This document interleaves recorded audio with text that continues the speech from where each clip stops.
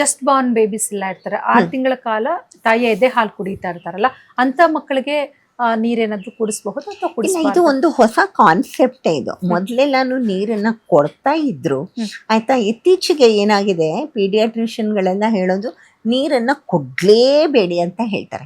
ಅರೆ, ಇಲ್ಲಿ ಒಂದು ದ್ವಂದ್ವವನ್ನ ನಾನು ಗಮನಿಸಿದ್ದೀನಿ. ನಾನು ತೀರಾ ಸ್ವಲ್ಪ ದಿವಸದ ಕೆಳಗೆ ಮಂಗಳೂರಿಗೆ ಹೋಗಿದ್ದೆ. ವಿಪರೀತ ಯಾವಾಗ್ಲೂ ಶೆಕೆ ಮತ್ತೆ ಬೆವರು. ಅಲ್ಲಿ ಪಾಪ ತಾಯಿ ಕಣ್ಣೀರ್ ಹಾಕಿದ್ಲು. ನಮ್ಗೆ ಡಾಕ್ಟರ್ ಕುಡಿಬೇಡ ಅಂತ ಹೇಳ್ತಾ ಇದ್ದಾರೆ, ನಮ್ಮಮ್ಮ ಒಂದ್ ಕಡೆ ನನಗ್ ಪ್ರೆಷರ್ ಹಾಕ್ತಾ ಇದ್ದಾರೆ, ಮಗುಗ್ ನೀರ್ ಕುಡಿಸ್ತಿಲ್ಲ ಅಂತ. ನಾನು ಏನ್ ಮಾಡ್ಬೇಕು ಅಂತ ಆ ಹುಡುಗಿ ಕೇಳಿದ್ಲು.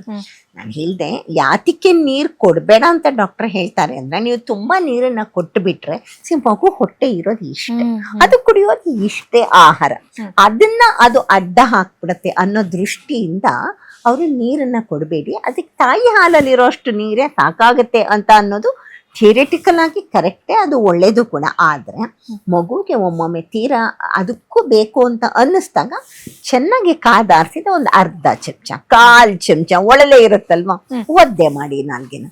ನೀವು ತುಂಬಾ ನೀರನ್ನ ಕುಡಿಸ್ಬೇಡಿ ಮಕ್ಕಳಿಗೆ, ಅದು ಕಾನ್ಸೆಪ್ಟ್. ಮತ್ತೆ ಬಾಣಂತಿಯರಿಗೂ ಸಹ ಕಡಿಮೆ ನೀರು ಇಲ್ಲ, ಬಾಣಂತಿಯರು ಮಾತ್ರ ನಮ್ಮ ಪ್ರಕಾರ ಅವರು ಚೆನ್ನಾಗಿ ನೀರು ಕುಡಿಬೇಕು. ಯಾಕೆಂದ್ರೆ ಏನ್ ಹೇಳ್ತಾ ಇದಾರೆ ಅಂದ್ರೆ, ನೀವು ನೀರು ಕುಡಿದು ಬಿಟ್ರೆ ಹಾಲ್, ಅದು ಖಂಡಿತ ಅಲ್ಲವೇ ಅಲ್ಲ. ಹಾಲಿನ ಗುಣಮಟ್ಟ ಇರೋದು ನೀವು ಎಷ್ಟು ಒಳ್ಳೆ ಆಹಾರ ತೆಗೆದುಕೊಳ್ತಾ ಇದ್ದೀರಾ ಅಂತ ಅನ್ನೋದ್ರ ಮೇಲೆ. ಓಕೆ, ಸೊ ಬಾಣಂತಿ ಚೆನ್ನಾಗಿ ನೀರು ಕುಡೀರಿ, ಚೆನ್ನಾಗೇ ನೀರು ಕುಡೀರಿ.